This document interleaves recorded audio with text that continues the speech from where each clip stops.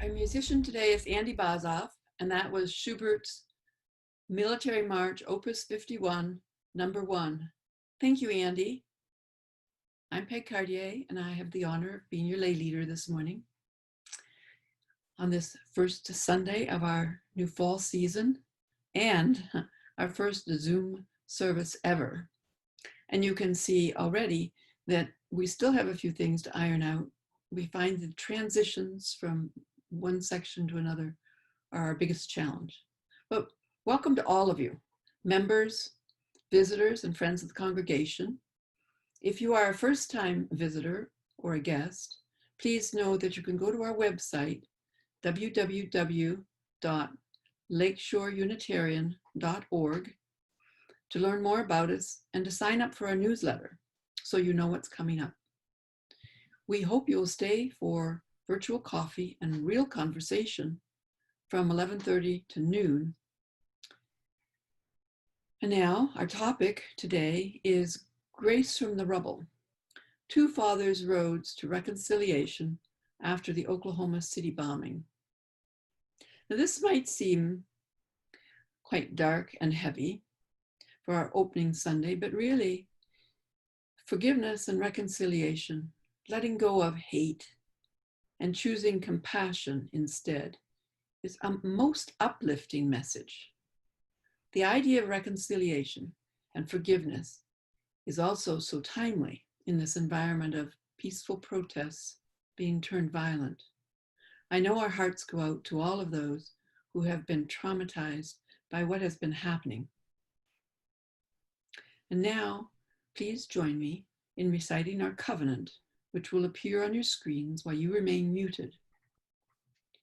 Love is the spirit of this church, and service is its law. This is our great covenant, to dwell together in peace, to seek the truth in love, and to help one another.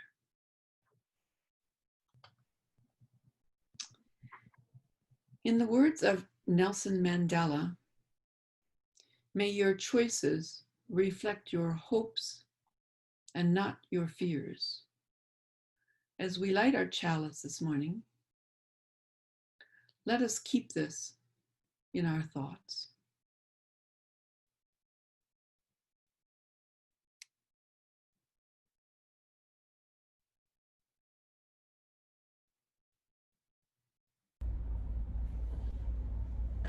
Andy will now perform this morning's hymn, Here We Have Gathered. You may sing along while muted, or just enjoy.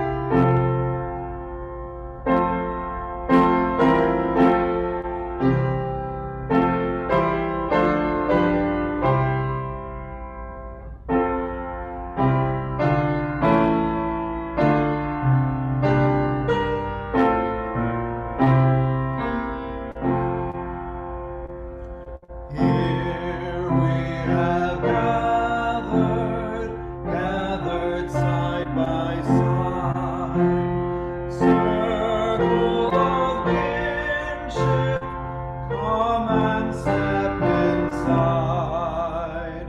May all who seek here find a kindly word.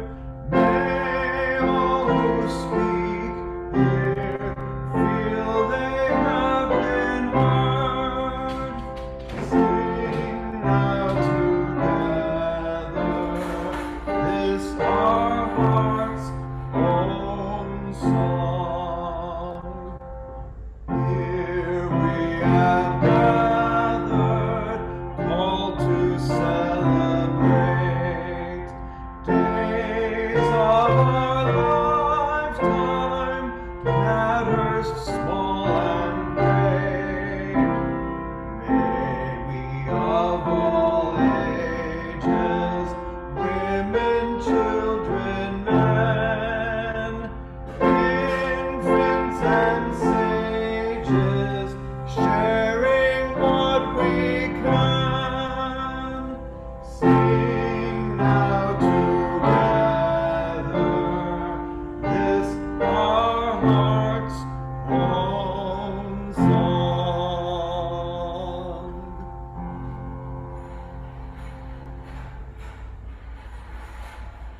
Thank you, Andy.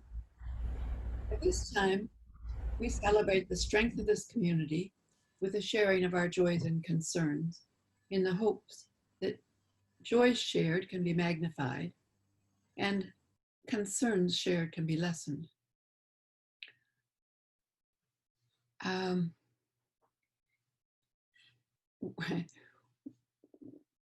For the first joy, so lovely, from Kendra, she says, it's so great to connect with everyone, sending love to all.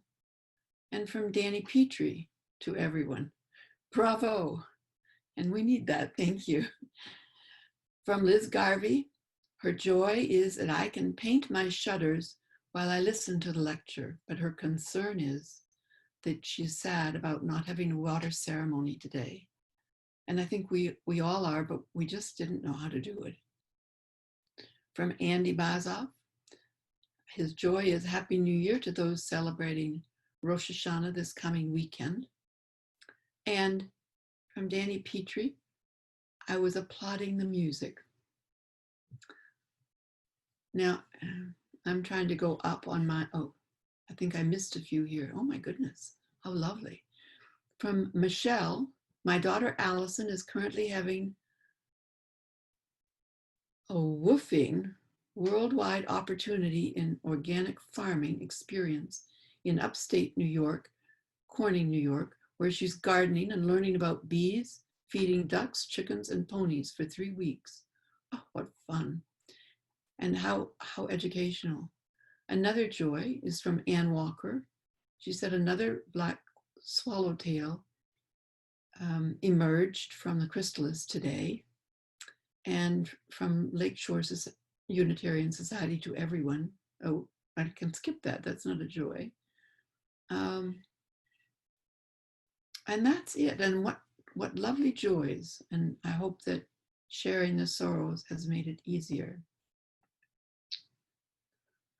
And now it's my. Chloe also had one joy. I'm sorry, who? Chloe. Chloe? I can read it. My joy is that my grandson Nathan has his master's in nurse practitioner and his state license. He still needs to find a job that will keep him moving forward with experience and learning. My not so joyful is that my granddaughter, who is at DePaul, will be doing this year in her upstairs bedroom. That's going to be so hard. And then Joanne also had one more, and I will read it on your behalf, Joanne. And the concern is that there are more than 190,000, COVID deaths. Something like 193. Thank you, David. That's a big help. And now it's my pleasure to introduce our speaker, Jeanne Bishop, who will talk with us about grace and reconciliation. Many of you will remember that she spoke to us Previously, on the topic of her first book, Change of Heart, Justice, Mercy, and Making Peace with My Sister's Killer, she is a public defender, a human rights advocate, writer, and speaker. And since the 1990 murders of her sister, Nancy Bishop Lengert, her sister's husband, and their unborn baby, Jeanne has been advocating for forgiveness and reconciliation, violence prevention, and reform of the criminal justice system to make it more merciful. We welcome Jeanne Bishop. Jeanne, I'm turning it over to you. Thank you so much. I'm so delighted to be here on this beautiful day with all of you. Thank you very much for inviting me back. I'm thrilled to do it. And thank you for the beautiful music. My mom was a piano player and she used to play that song when we were little and we'd run around the house kind of dancing. So that brought back some really beautiful memories. So today's September 13th, and 2 days ago, we marked the 19th anniversary of the worst act of foreign terrorism in US history. And that was the attack September 11th on the World Trade Center and the Pentagon, and of course the plane that crashed in the field in Pennsylvania, and the thousands of people who died there. But this past year, in April, we also marked the 25th anniversary of the worst act of domestic terrorism in US history. And that was the Oklahoma City bombing. That took the lives of 168 people. And at the time that it happened, it was the deadliest strike on US soil since Pearl Harbor. And today I want to talk about the book, you know, the story in it, and the hope that it represents for exactly what you just heard about reconciliation, about reaching across the divide, about leaving aside hate as a response to evil, and replacing it with love and compassion and empathy. And so the story starts, you know, here in Winnetka, where I'm sitting right now and where I live. I was born here, one of the middle of three daughters to my mom and dad, Joyce and Lee Bishop. And I went to Crow Island School, and I got to the second grade in Crow Island, and my older sister had already gone through third grade at Crow Island. And that is the magical year when you get to do this cool thing called the Pioneer Room.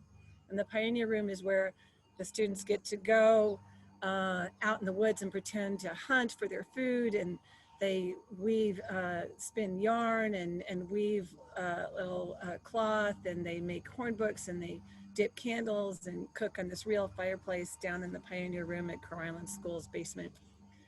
And when my parents announced that we were moving from Winnetka to the Southwest at the end of second grade, I was just, you know, horrified. I was like, no, you know, you all go on ahead. I'll meet you there in a year after I do the Pioneer Room. I can live with my friend Lynn Newey, who lives around the corner. And they said, no, you're coming with us. So we moved first for a very short time to Dallas, Texas, but then when I was little to Oklahoma City, Oklahoma. And that's where I really grew up. I lived there until I graduated from high school and started college back up here at Northwestern University. And it's really the place that was my home. When I moved back here, of course, you already know the story of my sister Nancy and her husband and their baby that were murdered in their townhome on 722 Oak Street in Winnetka in 1990. And the aftermath of that, which is my own journey of forgiveness and then reconciling with the young man who killed her, a teenager who just lived a few blocks away, who was the same age as my 16-year-old son now, and like my son, was a student at New Trier High School. And that story of the healing that comes from letting go of your hate and your resentment and your desire to strike back and punish, and transforming it into not just throwing people away, but bringing them back. That story that I told in the book got such a reaction. I wasn't really expecting it. And I saw out in the world a real hunger for these stories of transformation, of a journey from hate to freedom. And I knew another story like that. And I knew as the Oklahoma City bombing anniversary approached that I didn't want that bombing anniversary to just simply be a rehash of the perpetrator and what he did, of Timothy McVeigh, his hatred towards the government, his, destruction. I wanted to tell a story that I knew.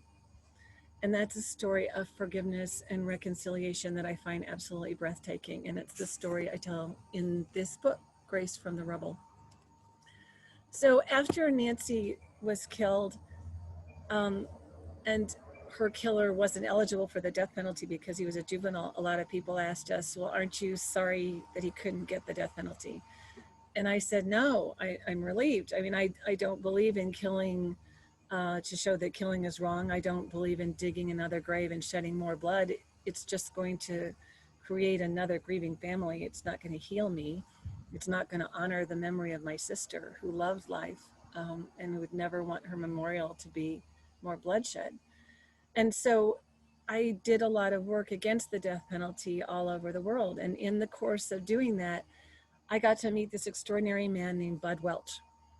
Bud Welch is a guy who grew up on the Oklahoma dairy farm in Shawnee, Oklahoma, one of 8 children, big Catholic family. Parents came from ancestors that emigrated from Ireland during the famine and had been part of this Oklahoma land rush that settled the territory.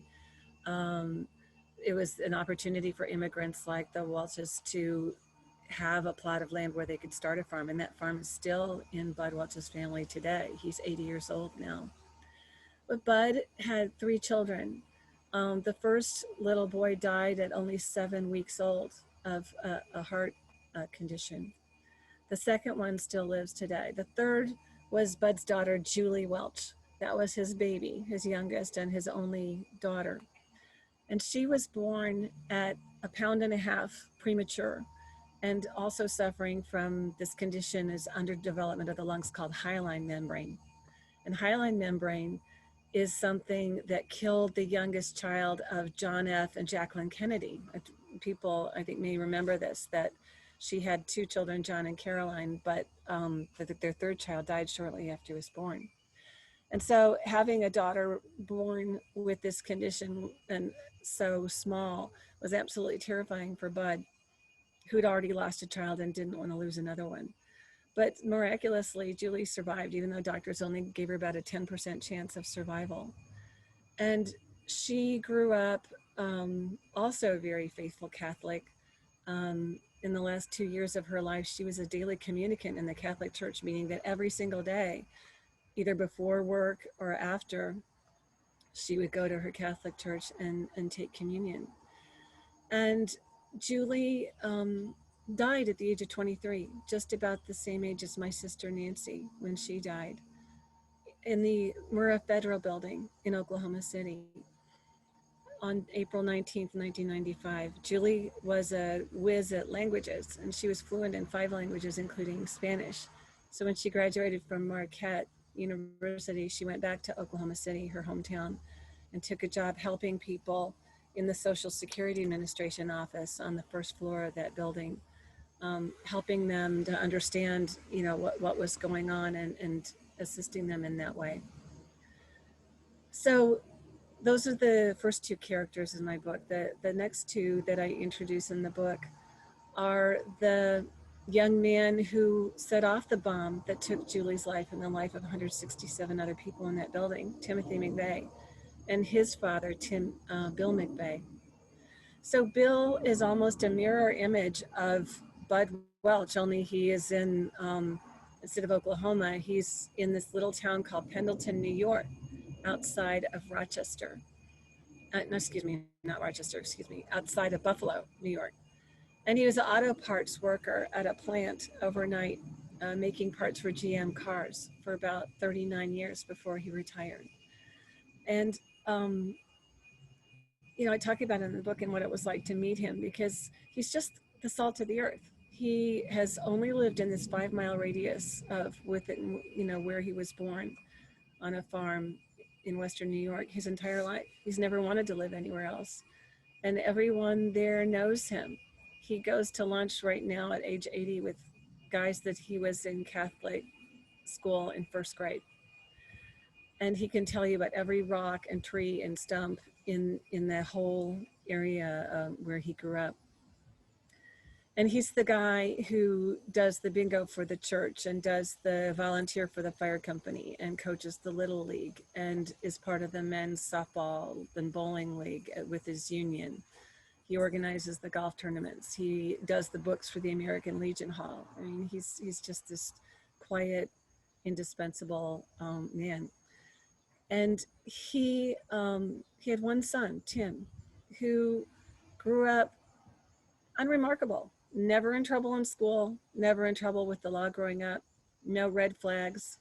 Unlike the young man who killed my sister, had all sorts of red flags, arrests, problems, acts of violence, disturbing things he'd said and done. And Tim McVeigh didn't show any of that. When he graduated from high school, the economy in Western New York was tanking, and he really struggled to find a job. The best he could do was working at a Burger King. And so one day he came home and told his dad, Bill McVeigh, I joined the Army. And Bill said, good. I mean, that's great. It'll give you, it's a path for you. It's a career. And so Tim was put in a cohort unit to train before he was sent off to war in the Gulf War in Kuwait and Iraq. And two of the guys that he met in this cohort where he trained were the people who would ultimately be his co-conspirators in the bombing, Terry Nichols and Michael Fortier. And both of these guys were extreme white supremacist, misogynist, racist, anti-government, gun-loving, government-hating militants, really. Michael Fortier came from Kingman, Arizona, this place that really kind of believes there shouldn't be any federal government or any federal laws. He had one of those "don't tread on me" flags flying outside of his trailer, that kind of Tea Party, we hate the government thing. And you could go out in the desert there where he lived and just blow up explosives if you wanted, just for fun. There just weren't any regulations of any kind on weapons. And that's just the way he liked it. Terry Nichols grew up in this area of Michigan that's very off the grid, militia, anti-government. He got taken to court once for not paying his credit card bills and not paying his child support, and he refused to recognize the jurisdiction of the court over him because he didn't recognize any, government power over him at all. So they met in the Army. They went over to the war. Actually, Fortier stayed home because he had some kind of injury, but Nichols and McVeigh went over and saw all kinds of atrocities and participated in atrocities and, killing. And McVeigh earned 5 medals for his service, including the Bronze Star over there. He was a decorated war veteran. But when he came home, he was full of PTSD and he was full of rage against the government and saw the government as the enemy. And when he came back to Western New York and found that instead of having a great, applause and, a wonderful job awaiting him after his service, he found that the best he could do is get a low-paying security guard job. And that kind of sent him into this spiral of going into this gun show circuit and this world of, anti-government hatred. And so on April 19th, 1993, when there was an attack by federal agents against a compound of Branch Davidians in Waco, Texas, people may remember this, and there was a 51-day standoff between the leader there, David Koresh, and the ATF and the FBI. The FBI kind of ran out of patience of waiting longer than 51 days, and they launched some tear gas into the compound. That caused it to catch fire. And in the ensuing firefight and the flames and everything, 76 people died, including a lot of women and children. And Timothy McVeigh was with Terry Nichols at his home in Michigan when he saw this, and he said, right, this has to be responded to. I mean, we've got to take vengeance. And he announced his plan to Michael Fortier that he was going to blow up a federal building. So the book then, launches into his planning and what he did as the days ticked down to the moment that he loaded up a rented Ryder truck with explosives and drove it to Oklahoma City to park it by the side of the Murrah Federal Building and light the fuses. At this time, Julie Welch was kind of living on the brink of her dream. She had a serious boyfriend who was a lieutenant at the Tinker Air Force Base there in Oklahoma City. They were very serious and, you know, hoped to be married someday.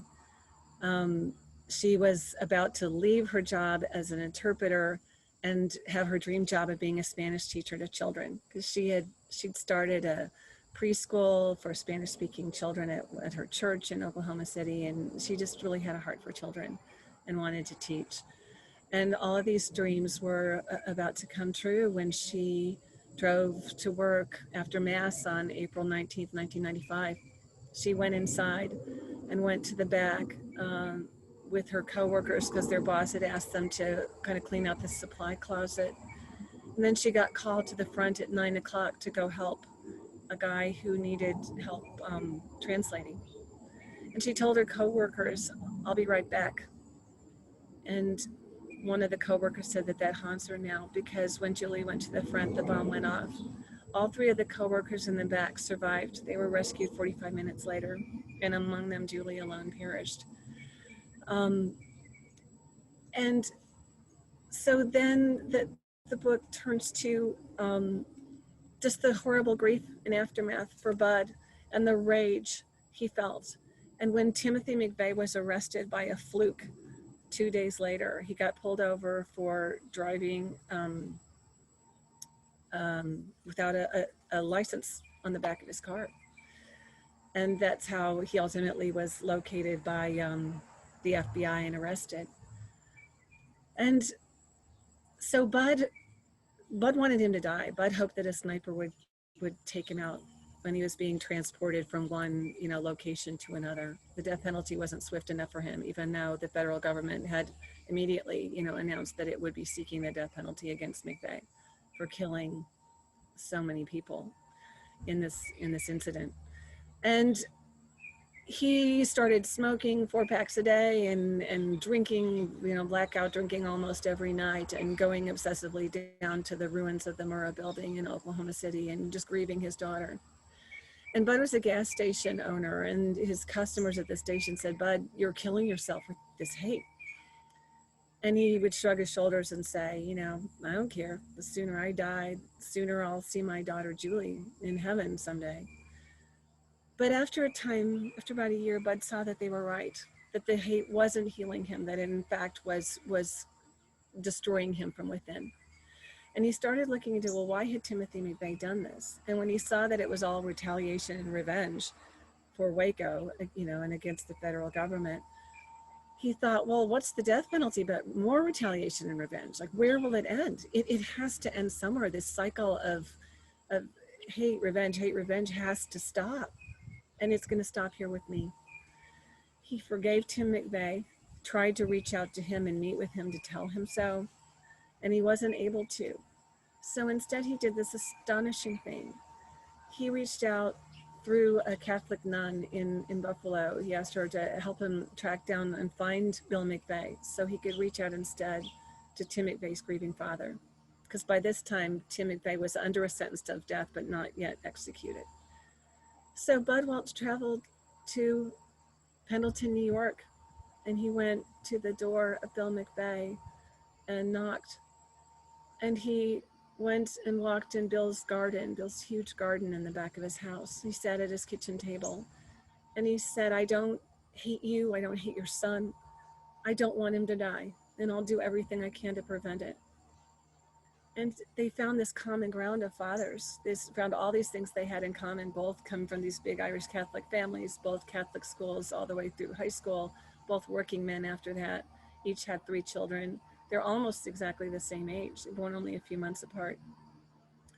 And they crossed that divide in empathy and compassion, the compassion that of one man who's already grieved the loss of a child and another man who was about to grieve.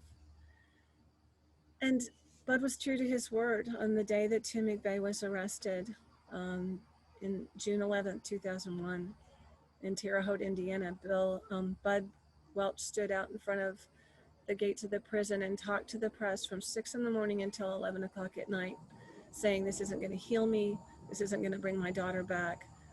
I get no healing at all from killing another man's son. And he has spent the rest of his life speaking all over the world, in places like Mongolia and Japan and in every US state, against this ritualized killing as a response to hate and evil. So, what can we learn from that? What message do I hope will emerge from this book? I hope what will emerge is that hate begets more hate. Vengeance inspires more vengeance. That the way to break this cycle of hate and vengeance is by reaching out, by stretching a hand across the divide, by sitting down and listening, by showing compassion and empathy, by extending the hand of forgiveness and mercy and inclusion for everyone, no matter what they've done, and to find the hope and redemption that we can have from not creating more death, but honoring the lives of not just Julie Marie Welch, but of all of those precious souls that died that day 25 years ago.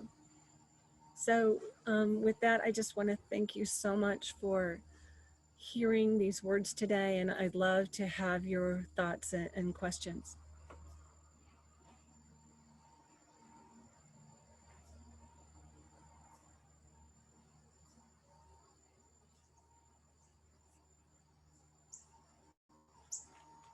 Thank you, Jeanne. I invite the congregation's questions, but please remember to save your comments for afterward, and make sure it's just a question that you're asking. You need to unmute yourself and raise your hand, and I'll call on you. And then please mute again after you.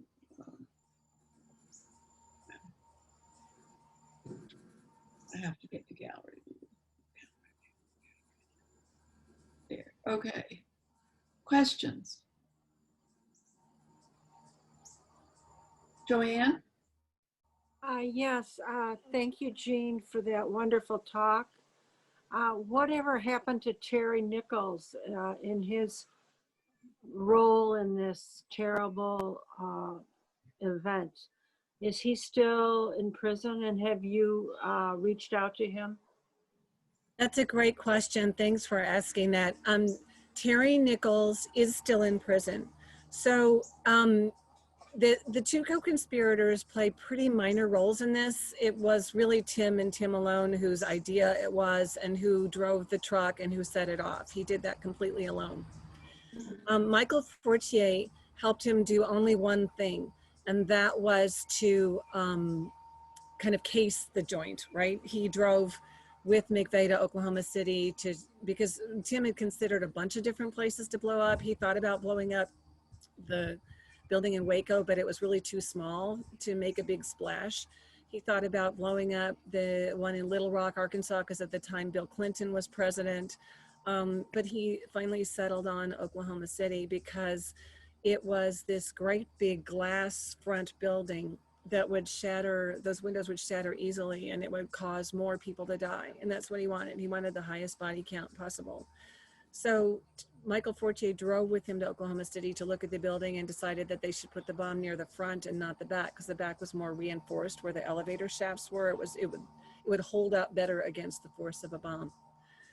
Michael Fortier and his wife immediately turned state's evidence against McVeigh, and for that reason only got 14 years in prison and has been released. Terry Nichols played a more substantial role in that McVeigh had filled this Ryder truck with big barrels filled with ammonium nitrate, and that was too heavy and complicated a job to do by himself. He needed another person to assist him in pouring that mixture into these barrels. And that's what Terry Nichols did. So, I hold him very responsible, because but for him doing that, McVeigh by himself could not have created this bomb that killed so many people. So Terry Nichols was tried also, with they were seeking the death penalty. He did not get the death penalty in the federal proceeding. So the state of Oklahoma then tried him separately for murder under Oklahoma state law, trying to get the death penalty for him, and once again failed. They did not give him the death penalty, and so he is doing a life sentence. Many of the relatives of the victims who used to be for the death penalty for him, now at this point, 25 years later, are saying, you know, he's done enough time. I mean, you know, just, you can let him out. But I don't know if that's ever going to happen. I have a question for you. Do these stories come to you because of the work that you're doing, or do you have a way of actively seeking them out? This story really came to me just because I knew Bud Welch, and I'd heard him tell this story when I was in Mongolia and Japan and other places, you know, with him. And I thought, how extraordinary and how beautiful.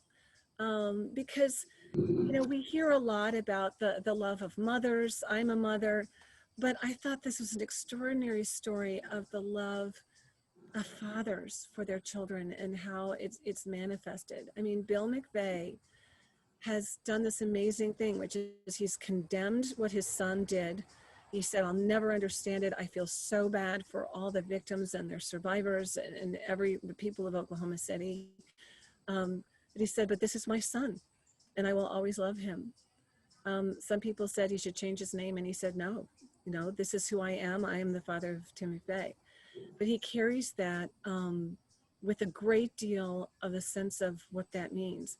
So I grew up in Oklahoma City, and he showed me all around his hometown of Pendleton. He showed me the, you know, hot dog stand where he bought the hot dogs, and the school where he went, and the cemetery where his grandparents are buried. And I said, Bill, come to Oklahoma City. You know, I want to show you my, you know, hometown. And he shot me down immediately. He said, I don't have a right to go there. Other questions? Andy? Andy? Yes, I just had to unmute. My own father was a victim of PTSD from the Korean War. He suffered from it all the way through his last days, which took him to age 86 4 years ago this week. There are many things that I grew to understand more about him as time went on, and my brothers and I really went through a period of reconciliation before he passed. I just wonder really about all the families of those who lost loved ones, the families of the lost loved ones, and if anybody else has similarly reached out to Tim McVeigh or to his father, and how they have dealt with it en masse. That's a great question. Actually, Bill McVeigh told me there's only been one person besides Bud Welch who has reached out to him, and it really wasn't to forgive him or reconcile or anything. There was a crazy conspiracy theory floated by Tim McVeigh's own trial lawyer, who I don't have a lot of respect for, trying to say that he couldn't have done it alone. It's impossible for him to have done it alone. He must have had help, and it was probably foreign terrorists, you know.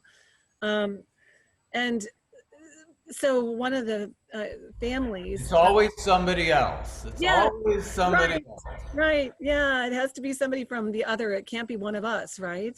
That's part of what diverted my sister's murder investigation for so long. It was impossible to believe that a kid who lived, you know, in Winnetka and grew up on these streets and in these schools and everything, you know, could have done such a thing, right? But he did. So one woman did reach out to Bill, but she just wanted to know, like, if there was any truth to this whole thing of had he conspired with this other person who is still out there. And Bill said, no, I mean, he did this. I wonder what would happen if he did go with you, for example, to Oklahoma City, Bill, the father, and offer to meet with people. I gotta tell you, one of the characters in my book is this journalist named Lou Michel. He was a Buffalo News reporter who was the minute they found out there was a connection to that area of New York, was dispatched to Bill McVeigh's house to try to interview him, and ended up becoming really the only journalist that Bill McVeigh trusted. Impeccable credentials and ethics, and he was dispatched. He still writes for the Buffalo News. So they sent Lou Michel back to Oklahoma City this past April for the 25th anniversary to interview the survivors now 25 years later. And all of them asked him, how's Bill McVeigh doing? We feel so bad for him. We think of him all the time. We pray for him. It's a terrible, shock that he went through, and then the loss of his son. And what Bill doesn't realize that there is nothing but a wellspring of empathy and, love and compassion for him in Oklahoma City if he ever went there. Wow. I think Liz has a question. Liz? Yeah, first I want to say thank you. This is such a good message, and I found it really translatable to even very little micro issues in my own life, and being able to try to find forgiveness that way. It sounds like you're studying it almost globally, and I'm curious if you have any thoughts or if there are any theories about how people arrive at forgiveness, or are there any, I'm guessing it might break down culturally or religiously as far as people being able to get there. I know that's a big question, but answer whatever of it you feel like answering. Yeah, I'm so glad you asked that, because it's one of the things that Bud Welch actually talks about a lot. Like, let me just give you an example. Because, what he says is that everybody is moving on their own timeline of healing. There's no one size fits all. If you do 1, 2, and 3, then you will reach forgiveness and, letting go of this and the ability to reconcile. And it doesn't work that way. Like, every human heart is different, and every set of circumstances is different. And Bud is so compassionate in that way. So in his death penalty work, he was asked to come to the state of Connecticut, because Connecticut really didn't have a very active death penalty. The people there weren't really totally in support of keeping it. And there was a bill in the legislature to abolish the death penalty in Connecticut. And then right before it was to be voted on, there was a horrific murder. Some people may have even remembered reading about it because the facts were so terrible. So there's a doctor named Dr. Pettit, and he had a wife and 2 daughters. 2 guys who were on parole, who should not have been paroled, went to their house and beat Dr. Pettit within an inch of his life. He ended up losing, I think, 30% of the blood in his body from his injuries. They tied him to like a kind of a pole down in the basement, went upstairs, raped the wife and one of the daughters, tied them to their beds, and set them on fire and killed them. Dr. Pettit, after they left, Dr. Pettit, they must have thought he was dead. He managed to roll. He couldn't stand up. He rolled over to his neighbor's house, called the police, and these guys were ultimately arrested and sentenced to death. So abolishing the death penalty, if they did it retroactively especially, would have meant that these guys would have escaped the executioner. And Dr. Pettit was livid and did not want that to happen. He wanted them to die. They killed his entire family. So Bud goes to Connecticut, and he's, speaking against the death penalty. And then the reporters were there and stuck the microphones in Bud's face, and they said, what do you say to Dr. Pettit? He's for the death penalty. What do you say to Dr. Pettit? And Bud said, I say, I am so sorry for your loss. And I say to everyone else, leave the man alone. He is grieving. He is still, mourning this terrible loss. It takes, as long as it's going to take for him to heal from this. And everyone is on their own journey. And I'm not here to tell anyone, how fast they're supposed to move or what they're supposed to do. So. Other questions? Oh, sorry. Yes, Kirsten. It's Yeah. Bill. Yeah. First of all, I read Change of Heart. I did a review of that book at Goodreads, a social media site, a very positive review. Thank you. You said that each of us is between a murderer and Christ, and that therefore compassion for each of us, as well as murderers and everyone else, is important. I'm wondering, in the reconciliation process with the murder of your sister and her family, how the murderer reacted to your incredible outpouring of compassion for him. Well, the way he reacted was to confess for the first time publicly and in writing what he had done. You know, to know that he had that forgiveness there waiting for him, and I think is what got him to finally do something for which he received nothing in exchange. I mean, he is still doing a life sentence in prison. He may still forever, and he confessed and said for the first time how terribly sorry he was for what he'd done, how much he regretted it, how if he could, you know, climb into the grave and they could come out, you know, he would do it. I mean, he feels so badly over, you know, what had happened. And that was a journey that took him a long time, of going from being confronted with really the evil of what he'd done and starting to develop some empathy, you know, and compassion for my family, and how, you know, just stricken we must be of how senseless the crime was, that there was really no reason we could comprehend of why he would have done that. So for him to grasp all that, I think was just the greatest and only justice he could give me. He can't bring Nancy and Richard back or the baby back. He can't restore the lives that he took, but he can grasp the enormity of what he took and the consequences. And that is a thing that's deeply meaningful to me. One last question, if there is one. Okay.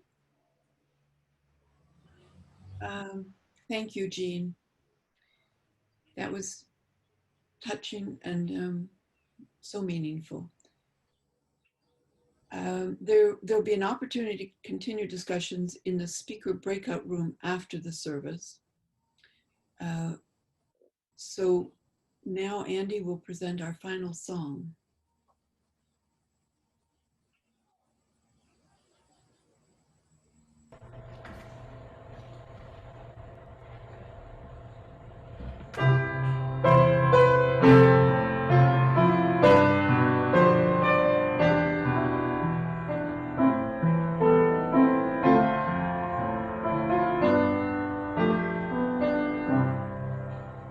Spirit of life, come unto me. Sing in my heart all the stirrings of compassion. Blow in the wind, rise in the sea, move in the hand, giving life the shape of justice. Roots hold me close, wings set me free. Spirit of life, come to me, come to me.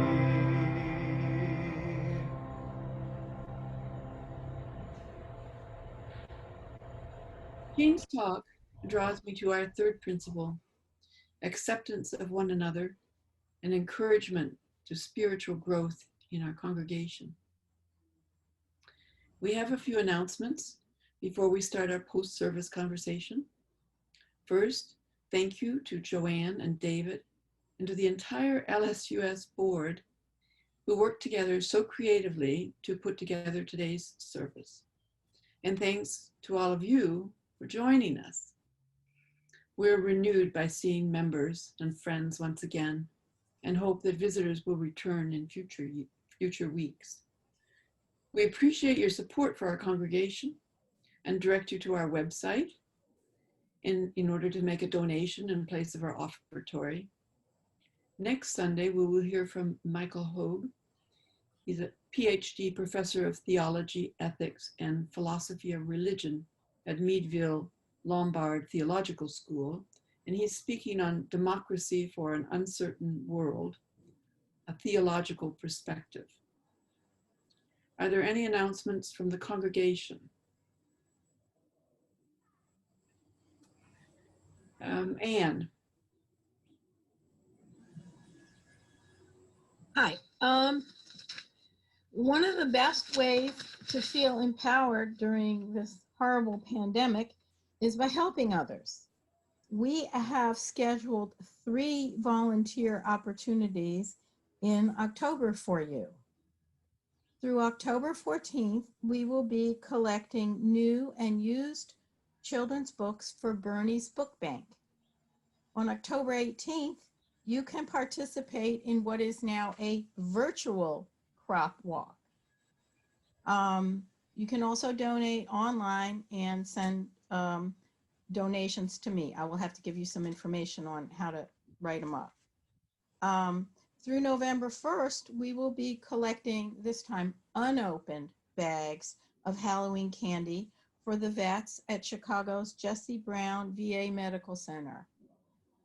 For more information, see your monthly newsletter, your weekly emails, take a look at our website or contact me directly. I will be collecting for all 3 events. Peg will be assisting me with Bernie's Book Bank, and she will be a drop-off point. And we will also, I'm looking for a couple more volunteers for Bernie's and some volunteers for Treats for Troops. So if you'd like to volunteer to be a collection point, let me know. Just give me a call and email. Thank you. Other announcements? Joanne. Unmute, Joanne. I want to remind everybody that Joan Marks is having a film group every Friday night. If you want to join, you can email her at joanmarks1@gmail.com. Thank you. Any other announcements? Okay. So this ends our formal service.